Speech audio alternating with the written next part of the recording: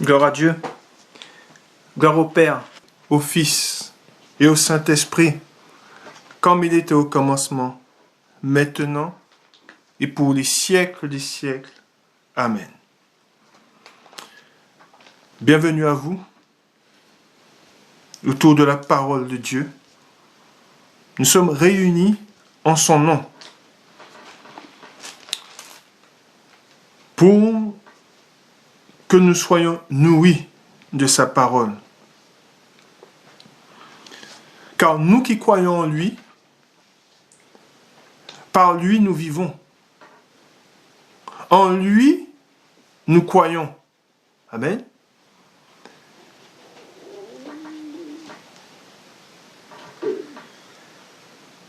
Ayant connu Jésus-Christ et en croyant en lui,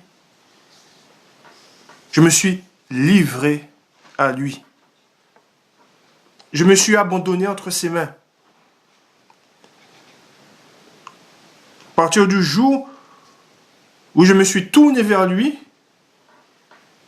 où j'ai fait alliance avec lui, le corps est mort. En lui, je suis mort, et par lui, je suis revenu à la vie. Christ est tout pour moi.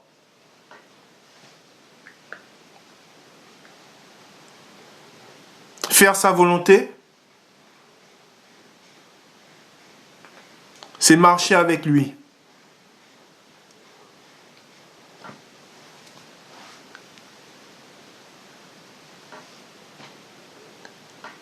Mettre en pratique sa parole, c'est montrer que son esprit vit en moi.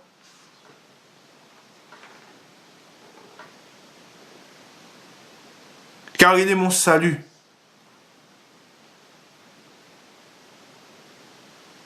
De même qu'il s'est livré à la croix pour que nous soyons sauvés, de même, à partir du moment où je l'ai connu, je me suis livré entre ses mains, afin qu'il fasse de moi son instrument. Et ce qui est valable pour moi est valable pour vous. Christ est ma vie, car il m'a racheté à grand prix. Il vous a racheté à grand prix. Au prix de sa vie.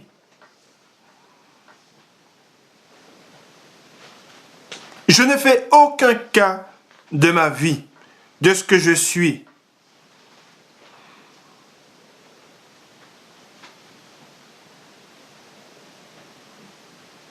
Et pour tous ceux qui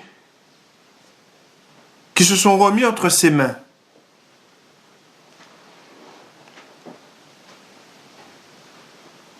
c'est pareil. Le juste vivra par la foi.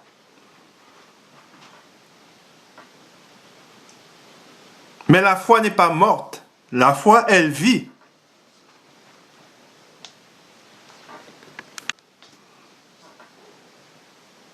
Si nous l'avons connu,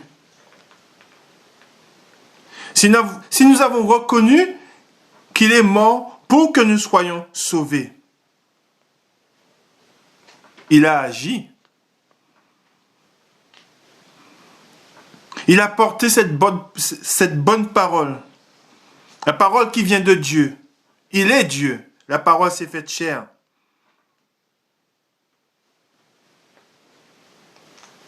Et il a accompli la volonté de son Père. De même, nous qui croyons en lui, devons accomplir la volonté de Dieu.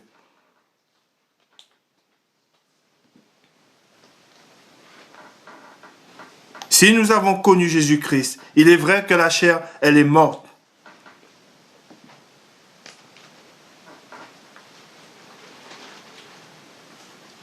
Je ne m'appartiens plus à moi-même, mais j'appartiens à Christ. Et par moi, il accomplira sa volonté. De même, si vous lui appartenez, par vous, il accomplira sa volonté. Ayez confiance en Dieu.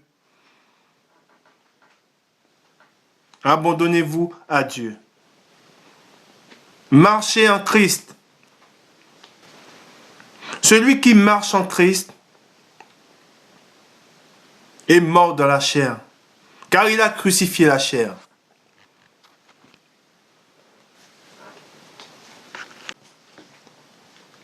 Laissez agir la foi. Et vous deviendrez ses instruments.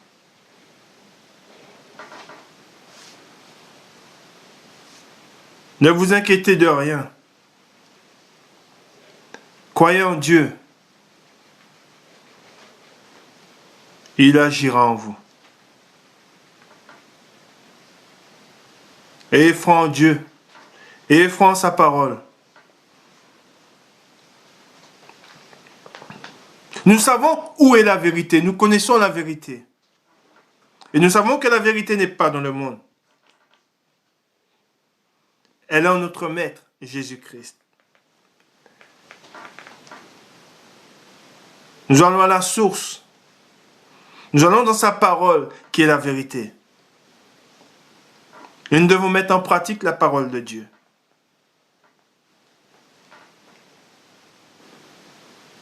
Nous devons lui demander.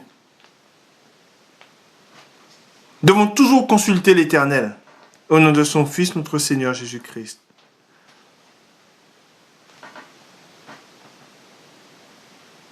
Pour que nous fassions sa volonté et pas la nôtre. Amen. Que Dieu vous bénisse. Nous allons, avant de commencer la parole de Dieu, nous allons faire une prière. La prière que notre Seigneur Jésus-Christ, notre Maître, nous a enseignée. Et nous disons, notre Père qui es aux cieux, que ton nom soit sanctifié, que ton règne vienne, que ta volonté soit faite sur la terre comme au ciel. Donne-nous aujourd'hui notre pain quotidien. Pardonne-nous nos offenses, comme nous aussi nous pardonnons à ceux qui nous ont offensés. Et délivre-nous du malin, car c'est à toi qu'appartiennent dans tous les siècles le règne, la puissance et la gloire. Amen.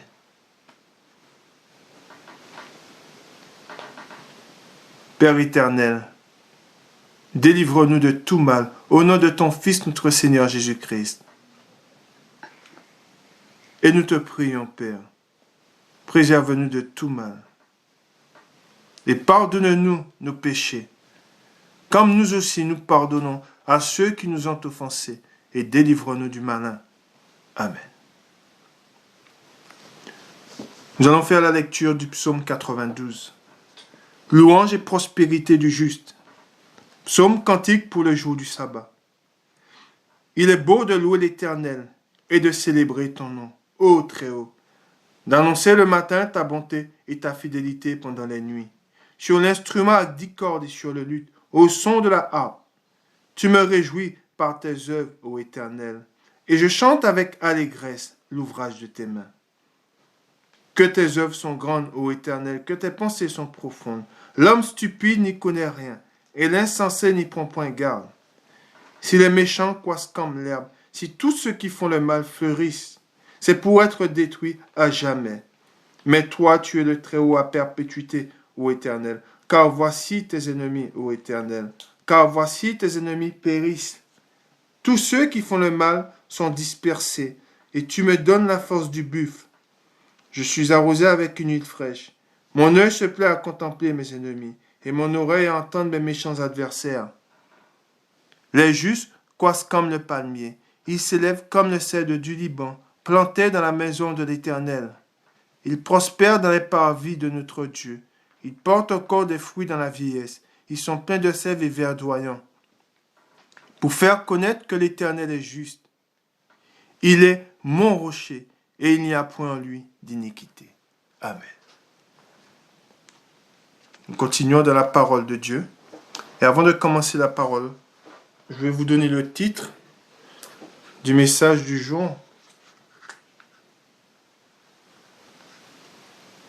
La foi agissant. Amen. Je répète, la foi agissant. Et à travers le titre, si nous croyons en Dieu, si nous disons que notre Seigneur Jésus-Christ est notre Maître, si nous reconnaissons et nous avons appris qu'il est Dieu, nous devons agir pour lui. Nous devons œuvrer pour le Seigneur. Nous devons porter du fruit. Nous ne devons pas être stériles.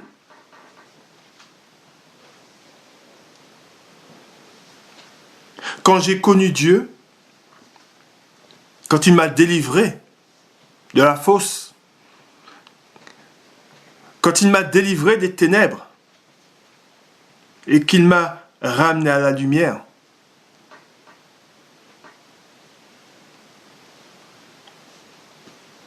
son esprit est en moi.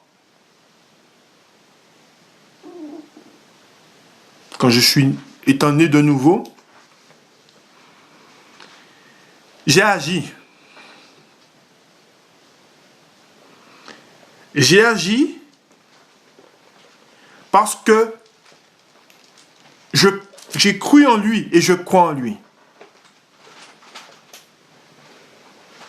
J'ai voulu œuvrer pour le Seigneur. Et c'est là ma vie. Être en Christ et œuvrer pour lui. Porter du fruit digne de la repentance. Parce qu'il a agi en moi. Et j'ai cru en lui. Et cette foi en lui, à travers cette foi que j'ai mis en lui, il a agi en moi. Et il a fait de moi son instrument. Oubliant ce que j'étais, ce que j'ai pu être, m'étant tourné vers lui, m'étant abandonné à lui, j'ai mis toute ma confiance en lui.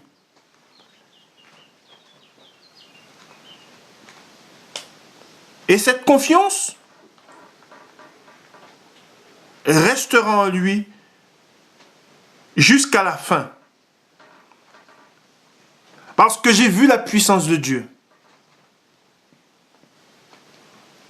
J'ai vu ce qu'il a fait en moi. C'est pour cela que le titre dit la foi agissante. Pourquoi? Parce que la foi n'est pas morte. Il ne suffit pas de dire j'ai la foi. Mais j'ai la foi et j'agis en conséquence. Et on voit que tous ceux qui ont cru en Dieu, tous ceux qui se sont remis, qui se sont abandonnés entre les mains de Dieu, ont agi. Et on va le voir dans la parole de Dieu. Et c'est là qu'on reconnaît celui qui a la foi. C'est pour cela que Jésus, notre Maître, nous dit, vous les reconnaîtrez à leurs fruits. On reconnaît un arbre à son fruit. Amen. Et le juste qui vit par la foi a les œuvres de la foi. Et ces œuvres, ces fruits, sont les fruits de Dieu.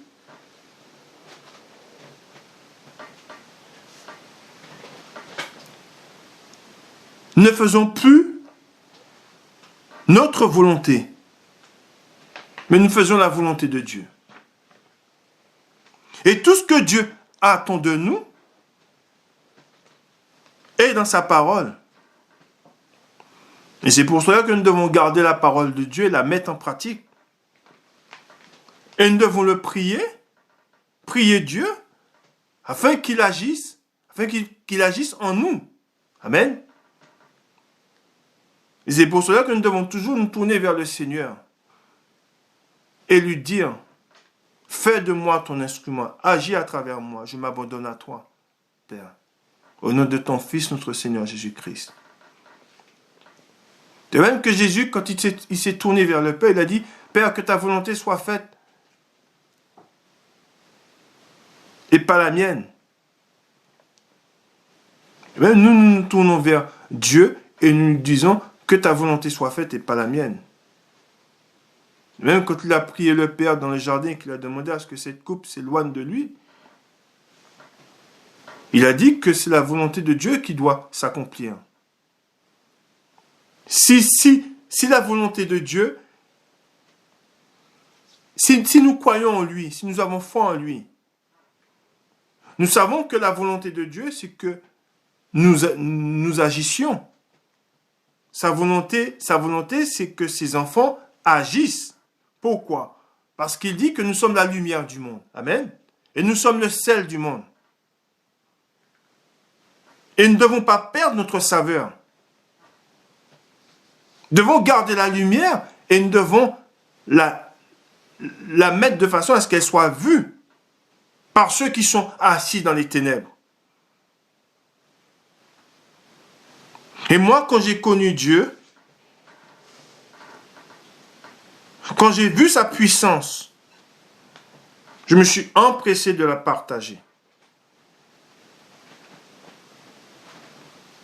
Afin que ceux qui étaient assis dans les ténèbres la reçoivent. Afin qu'ils soient sauvés. De même que j'ai été sauvé, j'ai voulu partager la vie. La vie que Jésus-Christ a mis en moi.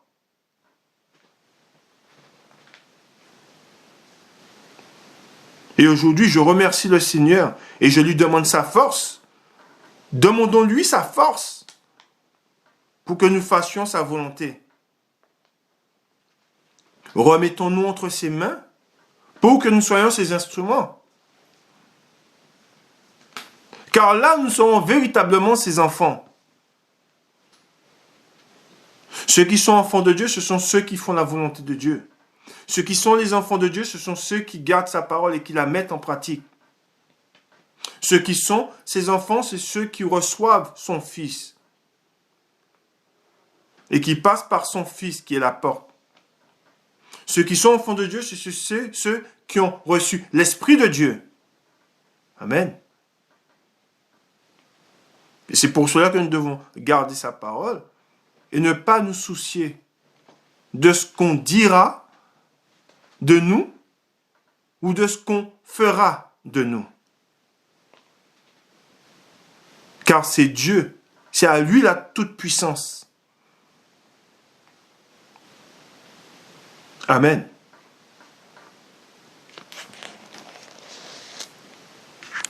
Pour commencer, nous allons lire un premier passage dans la parole de Dieu. Nous allons dans Romains au chapitre 8. Et nous allons faire la lecture à partir du verset 9.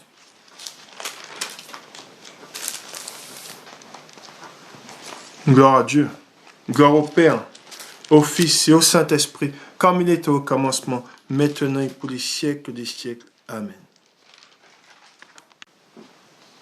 Romains chapitre 8, verset 9.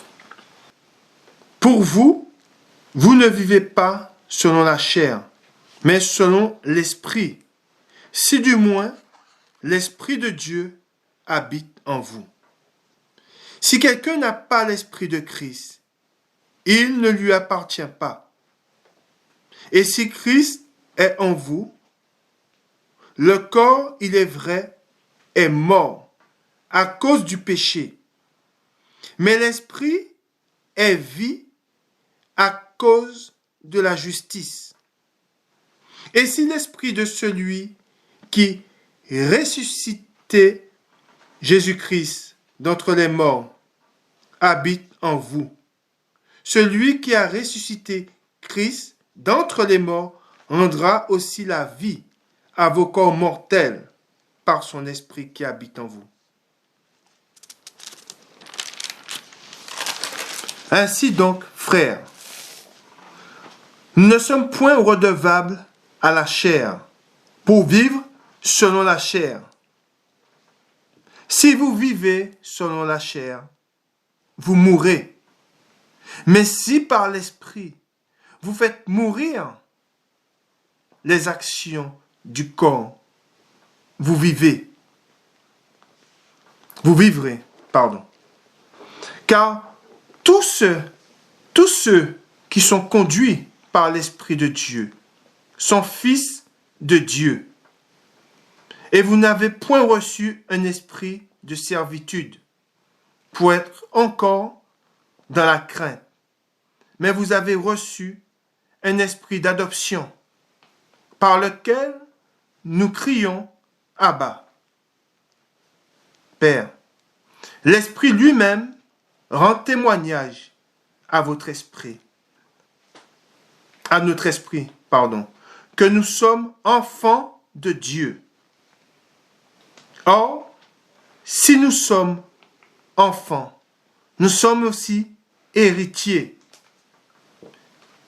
Héritiers de Dieu et co-héritiers de Christ. Si toutefois nous souffrons avec lui, afin d'être glorifiés avec lui. Amen. Gloire à Dieu. Nous continuons dans la parole de Dieu. Nous allons dans Matthieu. Matthieu, chapitre 25, et le verset 31. Matthieu, chapitre 25, verset 31.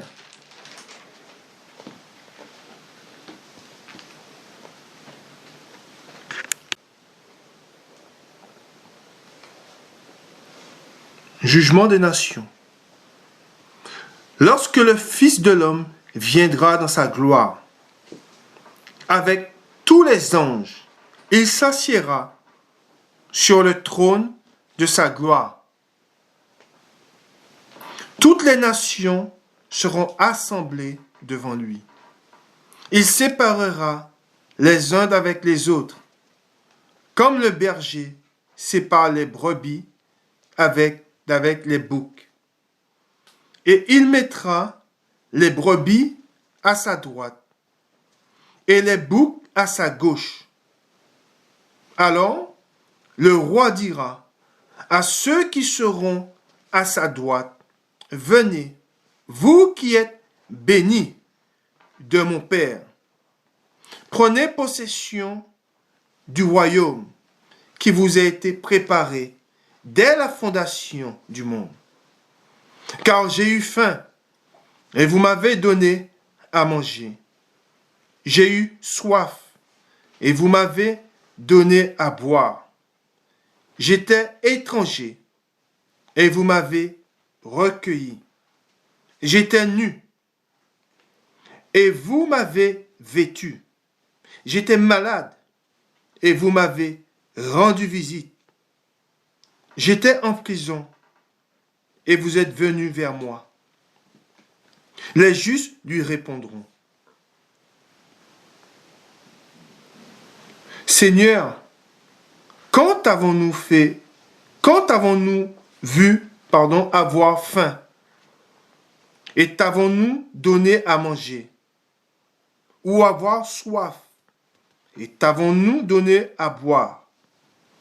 Quand avons-nous vu étranger, et t'avons-nous recueilli, ou nu, et t'avons-nous vêtu? Quand avons-nous vu malade, ou en prison, et sommes-nous allés vers toi? Et le roi leur répondra, je vous le dis en vérité, toutes les fois que vous avez fait ces choses à l'un de ces plus petits de mes frères, c'est à moi que vous les avez fait. Ensuite, il dira à ceux qui sont à sa gauche, retirez-vous de moi, maudits, allez dans le feu éternel qui a été préparé pour le diable et pour ses anges. Car j'ai eu faim et vous ne m'avez pas donné à manger. J'ai eu soif et vous ne m'avez pas donné à boire. J'étais étranger et vous ne m'avez pas recueilli. J'étais nu et vous ne m'avez pas vêtu.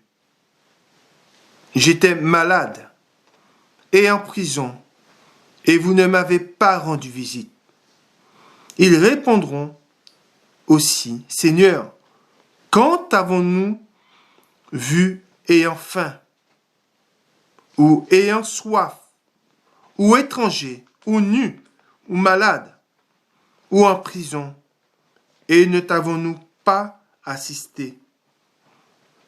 Et il leur répondra, je vous le dis en vérité, toutes les fois que vous n'avez pas fait ces choses à l'un de ces plus petits, c'est à moi que vous ne les avez pas faites. Et ceux-ci iront au châtiment éternel, mais les justes à la vie éternelle. Amen. Gloire à Dieu, gloire au Père, au Fils et au Saint-Esprit, comme il était au commencement, maintenant et pour les siècles des siècles. Amen. En lisant ce passage dans les Écritures, nous devons prendre conscience qu'en Dieu nous demande d'agir. Dieu, ce qu'il attend de nous, c'est que ses enfants agissent. Et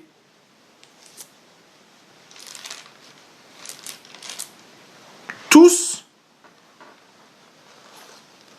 devons garder la parole de Dieu et nous empresser de faire sa volonté. Nous devons saisir les occasions qui nous sont données, qui viennent à nous, pour mettre en pratique la parole de Dieu.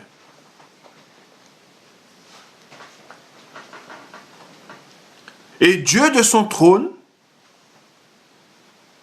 nous conduira, nous fortifiera pour que nous puissions mettre sa parole en pratique.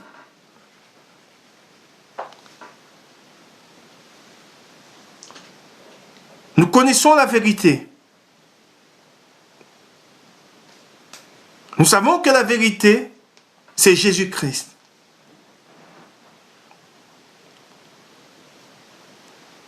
Nous ne devons pas avoir peur. N'ayons pas peur de faire la volonté de Dieu. Ayez confiance en Dieu. Jésus-Christ, notre maître, c'est ce qu'il nous a dit. Ayez confiance en moi. Je serai avec vous, il nous dit, jusqu'à la fin des temps. Amen.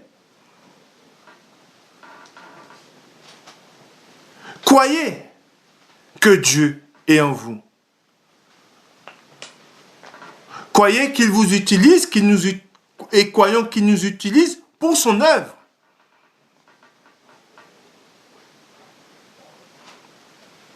Nous savons que l'amour du plus grand nombre se refroidira.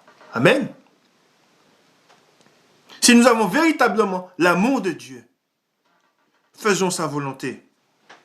Mettons en pratique sa parole. Et ne vous inquiétez de rien. Tournez-vous vers le Seigneur. Tournons-nous vers Jésus-Christ. Jésus-Christ, en venant parmi nous, Dieu en venant parmi nous, a agi. Amen. Quand nous lisons les évangiles, nous voyons que Jésus, et regardez dans la parole de Dieu, on voit qu'il était toujours dans l'action. Et quand il n'était pas à nourrir le peuple ou à chasser des esprits impurs, il priait son Père. Amen. Et nulle part on voit qu'il restait inactif. Il était toujours actif. Il agissait toujours. De même, nous devons toujours agir pour le Seigneur. Nous devons veiller à toujours faire la volonté de Dieu. Nous savons les temps dans lesquels nous sommes. Et nous savons que quand il nous est dit dans la parole de Dieu, et nous allons relire le passage, au verset 35, nous sommes au chapitre 25 de Matthieu, et au verset 35, « Car j'ai eu faim et vous m'avez donné à manger. » Nous savons que la parole est esprit.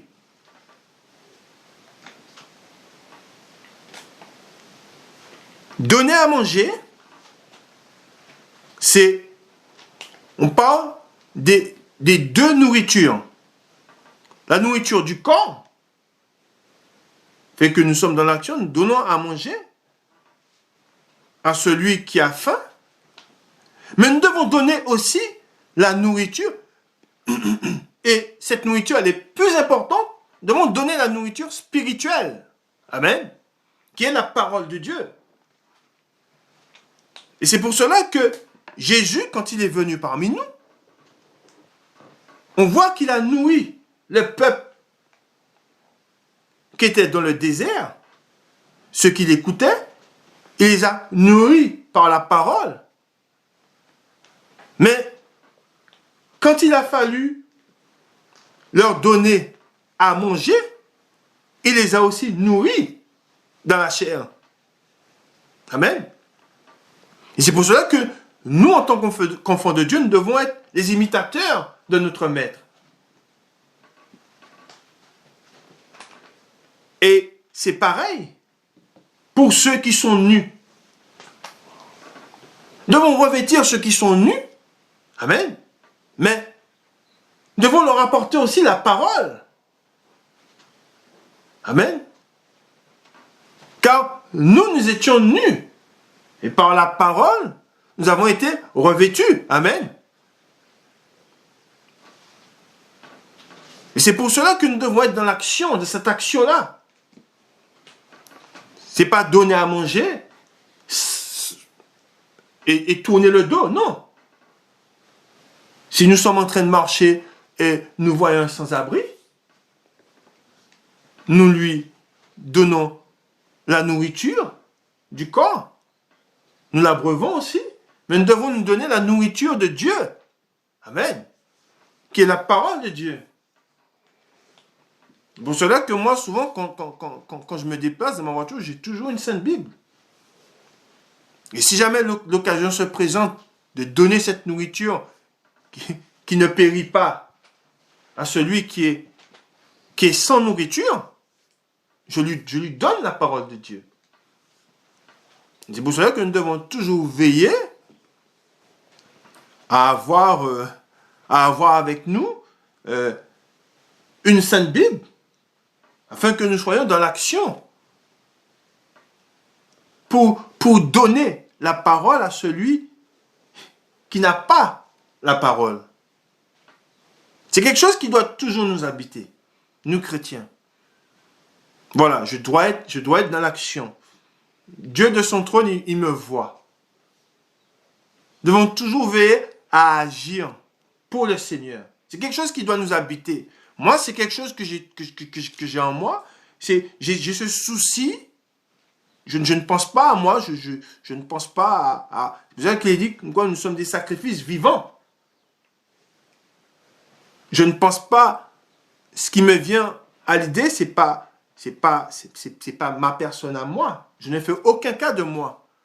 Ce qui m'habite, c'est faire la volonté de Dieu.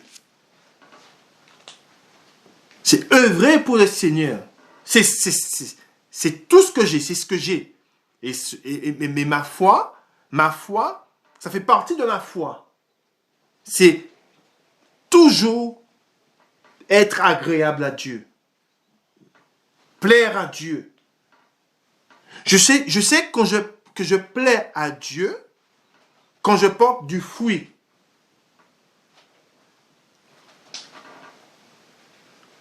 Quand je fais, je plais à Dieu, je suis agréable à Dieu.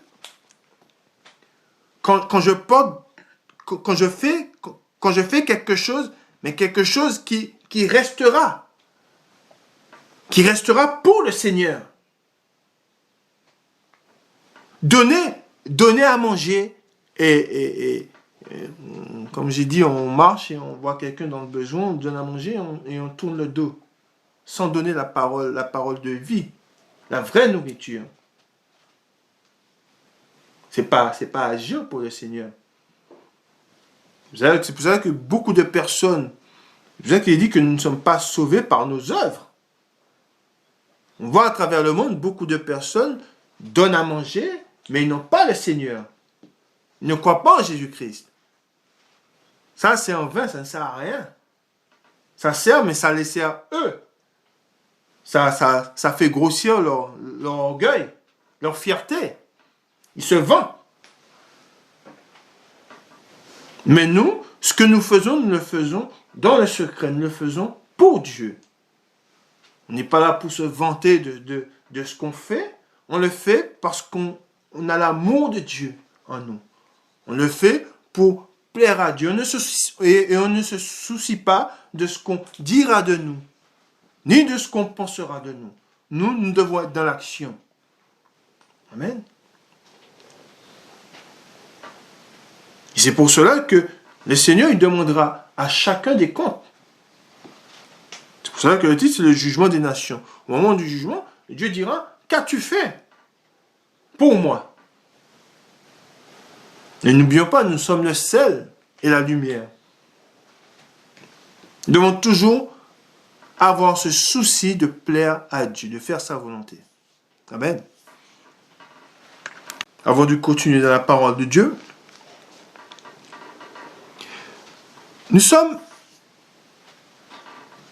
je fais de moi, je parle pour moi, je fais de moi, et c'est l'exemple de Christ. Et c'est cet exemple, c'est toujours Christ que nous devons, il est notre exemple, c'est lui que nous voulons lui ressembler. Nous devons agir de la même manière dont il a agi, nous devons faire pareil. Amen. Et ce qui m'habite aujourd'hui, c'est faire la volonté de Dieu. Et j'ai sacrifié, et je me sacrifie pour Dieu. Parce que j'ai foi en lui. Et souvent, on peut avoir des inquiétudes sur ce qu'on va devenir, sur la vie, sur les soucis, tout ce qui peut nous envahir au quotidien. Mais ce qui doit nous habiter, c'est faire la volonté de Dieu. C'est pour ça que le Seigneur nous dit, ne vous inquiétez pas de ce que vous allez manger, ni de quoi vous serez vêtus. Amen. Mais ce que nous devons garder, ce que nous devons mettre en pratique, c'est sa parole. Aujourd'hui, étant serviteur de Dieu, je fais des sacrifices. Et tous ceux qui ont choisi, qui se sont mis en alliance avec Jésus-Christ, avec Dieu, nous sommes obligés de sacrifier. On est obligé de faire des sacrifices. On ne peut pas aller vers Dieu, on ne peut pas être agréable à Dieu sans faire des sacrifices. C'est pas possible. C'est impossible. Aujourd'hui, je me rends disponible pour le Seigneur. Mais ça passe par des sacrifices. Je me suis mis et Dieu m'a mis à part. Et qui dit à part, dit, c'est des sacrifices aussi.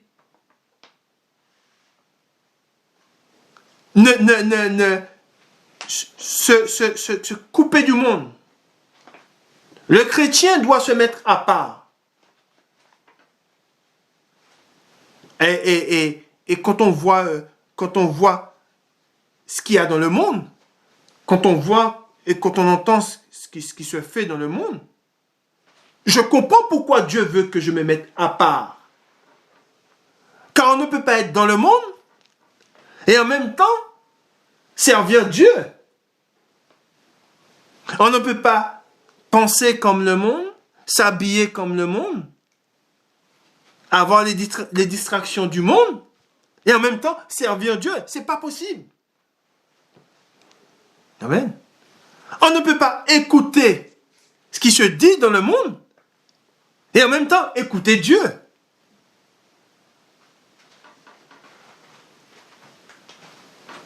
On se sacrifie pour lui. Parce que c'est la foi qui le demande. Et on va le voir. Amen. Et nous allons lire, nous allons faire une très belle lecture qui dit un petit peu, qui montre un petit peu qui montre ce que le chrétien doit être. Amen. Nous allons dans Romains, et nous allons lire à partir du chapitre 12. Nous allons faire la lecture et vous allez voir, et relisez après, chez vous, dans votre chambre, relisez et méditez sur ce que nous allons lire, et vous allez voir ce que Dieu attend du chrétien, du serviteur et de la servante. C'est consécration au service de Dieu. Nous savons qu'en tant qu'enfants de Dieu, nous sommes appelés au service de Dieu, à le servir. Amen. Et nous lisons Romains au chapitre 12.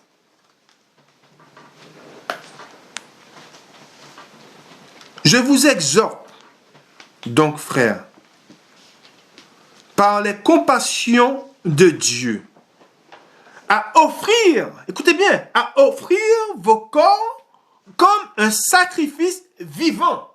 Amen. Vivant, saint, agréable à Dieu. Amen. C'est marqué. Tout est marqué dans la parole de Dieu. Pour celui qui va à l'instruction, à la connaissance. Amen. Et je relis. C'est une exhortation. Je vous exhorte donc, frères, amen, par les compassions de Dieu, à offrir, il est dit, à offrir vos corps comme un sacrifice vivant, saint, agréable à Dieu.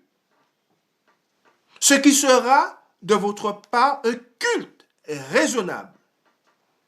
Ne vous conformez pas au siècle présent, mais soyez transformés. Amen. Et c'est ça, je fais une parenthèse, nous sommes transformés. C'est la nouvelle naissance. Quand nous rencontrons Christ, amen, nous avons été transformés. Nous ne vivons plus de la vaine manière dont nous vivions avant, quand nous étions morts. Amen. Mais nous sommes transformés par la puissance de Dieu en Jésus-Christ. Et nous relisons au 2, ne vous conformez pas au siècle présent, mais soyez transformés par le renouvellement de l'intelligence, afin que vous discerniez quelle est la volonté de Dieu. Ce qui est bon, agréable et parfait.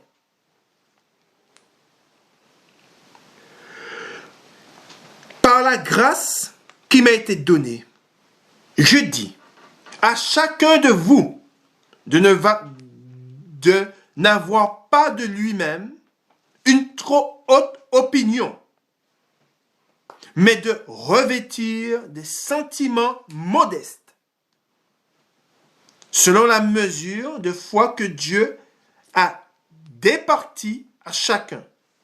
Car comme nous avons plusieurs membres dans un seul corps, et que tous les membres n'ont pas la même fonction, ainsi, nous qui sommes plusieurs, nous formons un seul corps en Christ. Et nous sommes tous membres les uns des autres. Puisque nous avons des dons différents, selon la grâce qui nous a été accordée.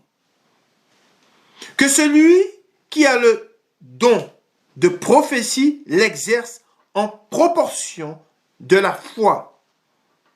Que celui qui est appelé au ministère s'attache à son ministère. Que celui qui enseigne, s'attache à son enseignement. Et celui qui exhorte à l'exhortation. Que celui qui donne le fasse avec libéralité. Que celui qui préside le fasse avec zèle. Que celui qui pratique la miséricorde le fasse avec joie. Et nous continuons. La vie chrétienne pratique. Que l'amour soit sans hypocrisie. Ayez le mal en horreur. Attachez-vous fortement au bien. Par amour fraternel, soyez pleins d'affection les uns pour les autres. Par honneur, usez de prévenance réciproque. Ayez du zèle et non de la paresse. Soyez fervents d'esprit. Et il est dit, servez le Seigneur. Amen. Je répète, servez le Seigneur. Réjouissez-vous en espérance. Soyez patients dans l'affliction. Persévérez dans la prière. Amen. Pourvoyez aux besoins des saints. Exercez l'hospitalité. Bénissez ceux qui vous persécutent. Bénissez et ne maudissez pas. Réjouissez-vous avec ceux qui se réjouissent. Pleurez avec ceux qui pleurent.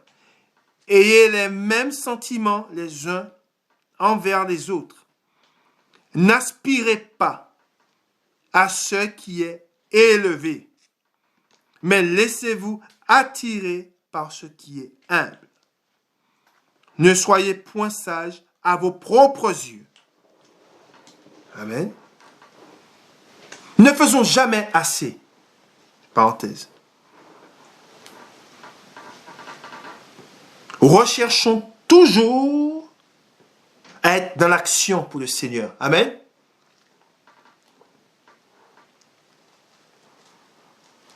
Ayez toujours Dieu dans votre cœur. Et son esprit demeurera en vous et agira en vous.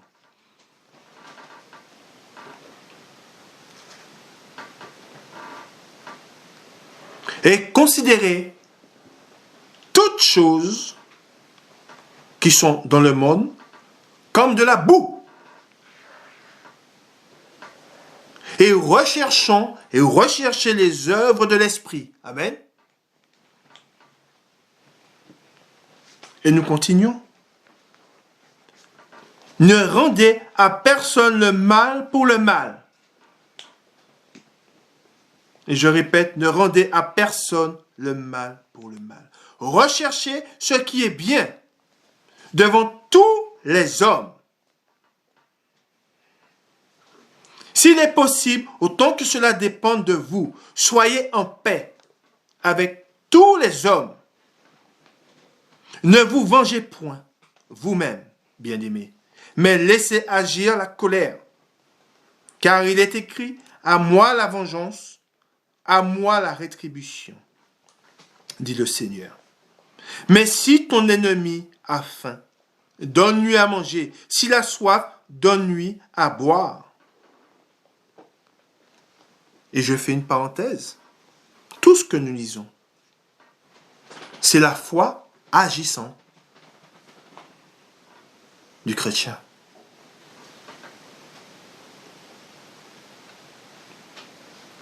Et nous continuons dans la foi agissante, car en agissant ainsi, tu amasseras des charbons ardents sur sa tête. Ne te laisse pas vaincre par le mal, mais surmonte le mal par le bien. Amen. Gloire à Dieu. Voilà le chrétien. Voilà le Fils qui a foi en son Maître. Amen. Par Jésus-Christ, nous devenons fils de Dieu. Fils adoptif. Amen. Et c'est pour cela que nous devons être dans l'action. Nous savons que nous sommes dans les ténèbres. Mais rappelons-nous, en nous qui sommes en Christ, c'est la lumière qui règne en nous. Amen. Ce ne sont pas les ténèbres, mais la lumière. Si la lumière agit en nous, et si elle est véritablement en nous, faisons de nous et soyons des sacrifices agréables à Dieu. Amen. Des sacrifices vivants pour le Seigneur.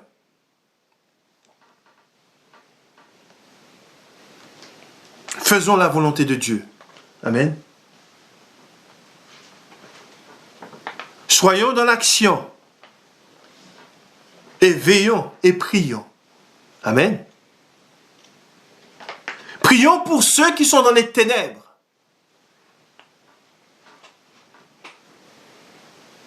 Gloire à Dieu. Continuons dans la parole de Dieu. Nous allons dans Galates, au chapitre 5. Galates, chapitre 5. Galates, chapitre 5.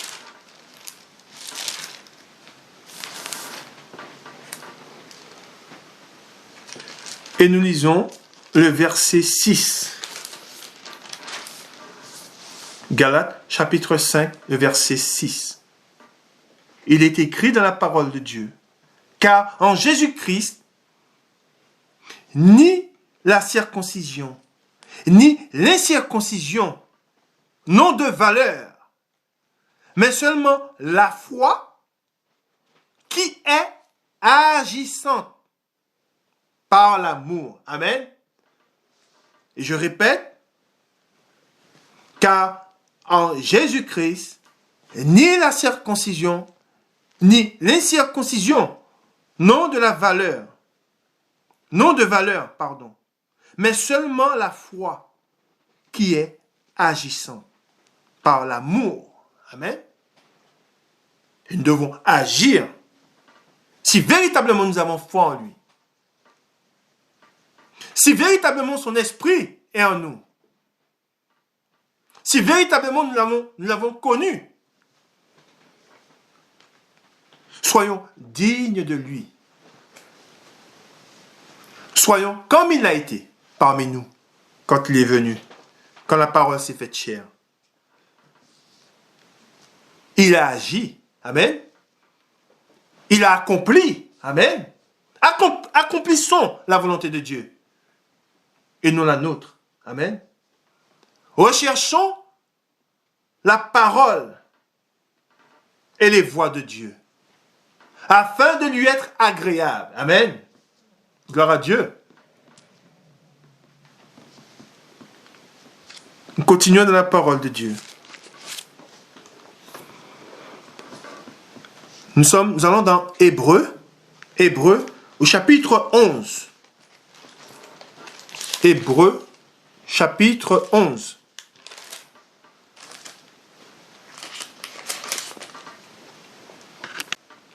Verset 17. Hébreux, chapitre 11, et nous lisons à partir du verset 17. C'est par la foi qu'Abraham offrit Isaac lorsqu'il fut mis à l'épreuve et qu'il offrit son fils unique, lui qui avait reçu les promesses et à qui il avait été dit: en Isaac, tu auras une postérité appelée de ton nom. Il pensait que Dieu est puissant, même pour ressusciter les morts. Aussi, il retrouva son fils, ce qui est une préfiguration. Amen. Et si nous savons, je fais une parenthèse, qu'en Christ nous avons la vie, de même qu'il s'est livré pour le Père, parce qu'il avait foi en son Père, il croyait en son Père, il connaissait son Père, il connaît son Père. Amen. Qui connaît le Père si ce n'est le Fils? Amen. Si véritablement nous connaissons Dieu, laissons agir la foi en nous. Amen. Et nous continuons. C'est par la foi qu'Isaac bénit Jacob et Ésaü, en vue des choses à venir. C'est par la foi que Jacob, mourant, bénit chacun des fils de Joseph et qu'il adora appuyé sur l'extrémité de son bâton. Amen. Et là, c'est appuyé sur, même affaibli. Amen. Parce qu'on dit qu'il était appuyé sur l'extrémité de son bâton. Affaibli, il trouva la force, amen, d'adorer Dieu. Amen. Il ne s'est trouvé aucune excuse. Amen. De même, nous n'avons aucune excuse.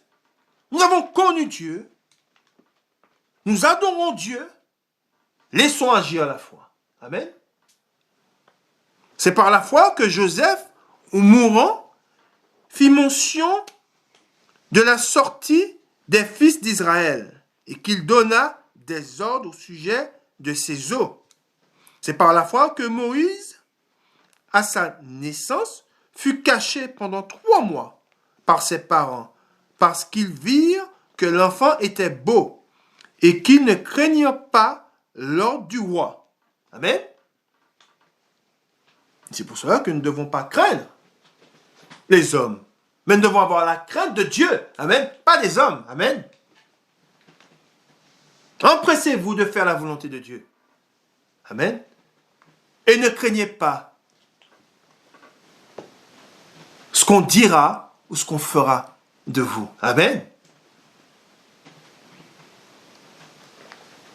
Car nous craignons celui qui a le pouvoir de tuer le corps et de jeter l'âme dans la géhenne. Amen. C'est par la foi que Moïse, devenu grand, refusa d'être appelé fils de la fille de Pharaon. Il préféra être maltraité avec le peuple de Dieu, plutôt que d'avoir pour un temps la jouissance du péché. Il regarda l'opprobre de Christ comme une richesse plus grande que les trésors de l'Égypte, car il avait les yeux fixés sur la rémunération. Amen. De même, gardons les yeux fixés. Amen. Sur les grâces de Dieu. Amen. Sur la promesse qu'il nous a faite. Amen. Et cette promesse, c'est quoi? C'est d'avoir son esprit, mais c'est aussi d'être auprès de lui. Amen. C'est par la foi qu'il quitta l'Égypte, sans être effrayé de la colère du roi, car il se montra ferme. Devons être fermes. Comme voyant celui qui est invisible. C'est par la foi qu'il immola la Pâque et fit l'aspersion du sang, afin que l'exterminateur ne touche pas au premier-né des Israélites. C'est par la foi qu'ils traversèrent la mer Rouge, comme un lieu sec, tandis que les Égyptiens qui tentèrent de passer furent engloutis.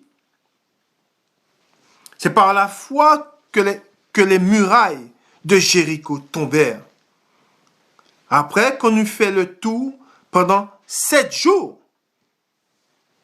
Et là, on voit qu'ils étaient dans l'action. Amen. Ils ont fait le tour pendant 7 jours. Ils ne sont pas restés assis. Amen. C'est par la foi que Rahab, la prostituée, ne périt pas avec les rebelles, parce qu'elle avait reçu les espions avec bienveillance.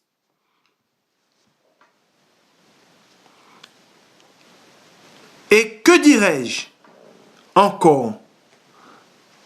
Car le temps me manquerait pour parler de Gédéon, de Barak, de Samson, de Jephthé, de David, de Samuel et des prophètes, qui par la foi vainquirent des royaumes, exercèrent la justice, obtinrent des promesses, fermèrent la gueule des lions, éteignirent la puissance du feu, échappèrent aux tranchants de l'épée, guérirent de leur maladie, furent vaillants à la guerre, mirent en fuite des armées étrangères.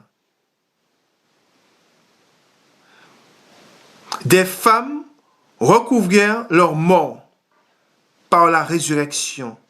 D'autres furent livrés au tourment. Amen. Et n'acceptèrent point de délivrance, afin d'obtenir une meilleure résurrection. D'autres subirent les moqueries et le fouet, les chaînes et la prison. Ils furent lapidés, sciés, torturés. Ils moururent tués par l'épée. Ils allèrent çà et là, vêtus de peau de brebis et de peau de chèvre, dénués de tout, persécutés, maltraités, eux dont le monde n'était pas digne, errant dans les déserts et les montagnes, dans les cavernes et les antres de la terre. Tout cela à la foi duquel il a été rendu témoignage, n'ont pas obtenu ce qui leur était promis, Dieu ayant vu quelque chose de meilleur pour nous, afin qu'ils ne parviennent pas sans nous à la perfection. Amen. Gloire à Dieu. Gloire au Père, au Fils et au Saint-Esprit, comme il était au commencement, maintenant et pour les siècles des siècles. Amen. Nous allons On continue dans la parole de Dieu. Nous allons dans Jacques au chapitre 2. Et nous allons faire la lecture à partir du verset 14. Jacques chapitre 2, à partir du verset 14. Mes frères, la foi et les œuvres, le titre. Mes frères, que sert-il à quelqu'un de dire qu'il a la foi s'il n'a pas les œuvres? Cette foi peut-elle le sauver? Si un frère ou une sœur sont nus et manquent de la nourriture de chaque jour, et que l'un d'entre vous leur dise, allez en paix, chauffez-vous et rassasiez-vous, et que vous ne leur donniez pas ce qui est nécessaire au corps, à quoi cela sert-il? Il en est ainsi de la foi. Si elle n'a pas les œuvres, elle est morte en elle-même. Mais quelqu'un dira, toi tu as la foi et moi j'ai les œuvres. Montre-moi ta foi sans les œuvres. Et moi je te montrerai la foi par mes œuvres. Amen. Tu crois qu'il y a un seul Dieu. Tu fais bien. Les démons le croient aussi, et ils tremblent. Veux-tu savoir, ô homme vain, que la foi sans les œuvres est inutile? Abraham, notre père, ne fut-il pas justifié par les œuvres lorsqu'il offrit son fils Isaac sur l'autel? Tu vois que la foi agissait avec ses œuvres, et que par les œuvres, la foi fut rendue parfaite. Ainsi s'accomplit ce que dit l'Écriture. Abraham crut à Dieu, et cela lui fut imputé à justice, et il fut appelé ami de Dieu. Vous voyez que l'homme est justifié par les œuvres, et non par la foi seulement. Rahab, la prostituée, ne fut-il pas également justifiée par les œuvres lorsqu'elle reçut les messagers et qu'elle fit partir par un autre chemin? Comme le corps sans esprit est mort, de même la foi sans les œuvres est morte. Amen. Gloire à Dieu. Gloire au Père, au Fils et au Saint-Esprit, comme il était au commencement, maintenant et pour les siècles des siècles. Amen.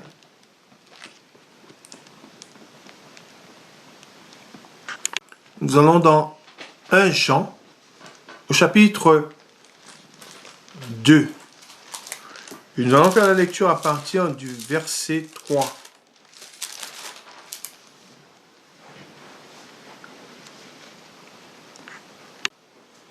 Si nous gardons ces commandements, nous savons par cela que nous l'avons connu. Celui qui dit « je l'ai connu » et qui ne garde pas ses commandements est un menteur. Et la vérité n'est point en lui. Mais l'amour de Dieu est véritablement parfait en celui qui garde sa parole. Par cela, nous savons que nous sommes en lui. Celui qui dit qu'il demeure en lui doit marcher aussi, comme il a marché lui-même. Amen. Et par là, nous savons comment Jésus-Christ a marché, comment Dieu a marché au milieu de nous. Si nous sommes véritablement enfants de Dieu, marchons comme notre frère, notre maître,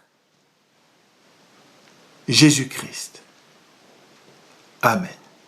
Que Dieu vous bénisse et que Dieu vous garde, nous garde. Détruisons. De même qu'il a détruit, de même que Jésus-Christ a détruit les œuvres du diable. détruisons par la foi et par l'amour de Dieu, au nom de Jésus-Christ, les œuvres du diable. Que Dieu vous garde, que Dieu nous garde et que Dieu nous bénisse et bénisse nos familles. Amen.